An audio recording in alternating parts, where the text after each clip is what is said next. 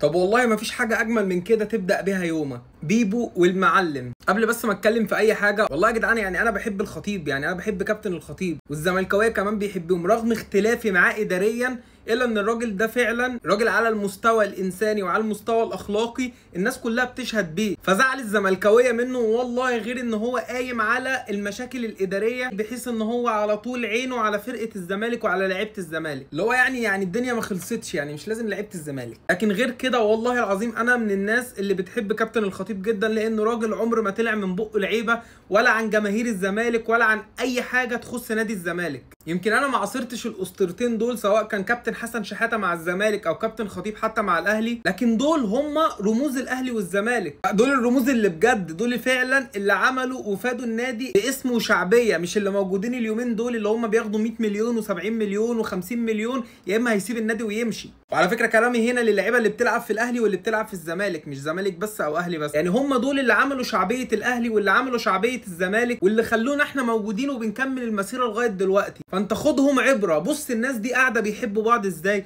بص الناس دي صحاب ازاي، بص للموضوع في الاول وفي الاخر انه كوره مش اكتر من كده. وبلاش تاخد الموضوع في حته تانية، لان الموضوع لما بيتاخد في حته تانية بيبوخ وبيكون دمه تقيل. الف سلامه على كابتن حسن شحاته، ان شاء الله يقوم بالف سلامه، وبرده الف سلامه على كابتن الخطيب بالازمات اللي بيمر بيها الفتره الاخيره. وفي الاول وفي الاخر بنتمنى نشوف الاتنين بصحه كويسه وربنا يديهم طولة العمر، لان الناس دي هم اللي حببونا في الكوره وهم اللي صنعوا الكوره المصريه وهم اللي خلونا احنا دلوقتي قاعدين بنتكلم على الكوره وبنتكلم عن الاهلي وبنتكلم عن الزمالك، لان الناس دي كانوا اسباب في شعبيه الناديين، فوجودهم اساسي ومهم، فربنا يديهم طولة العمر.